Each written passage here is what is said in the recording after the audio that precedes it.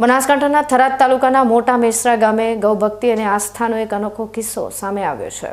અહીં ગૌપ્રેમી દલપતસિંહ ચૌહાણના ઘરે વર્ષોથી નિસ્વાર્થ ભાવે સેવા પામતી કાંકરેજ ઓલાદની દિવ્ય કપિલા ગૌમાતાનું નિધન થતાં સમગ્ર પંથકમાં શોકની લાગણી પ્રસરી ગઈ હતી।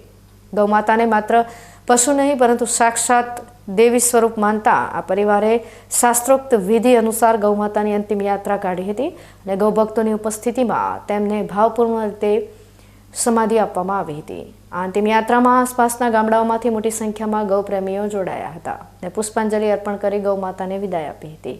આ કપિલા ગૌમાતા વિશે કહેવાય છે કે તેઓ અત્યંત દિવ્ય અને ચમત્કારી હતા, જેમના દર્શન માત્રથી લોકોની પીડા દૂર થતી હતી।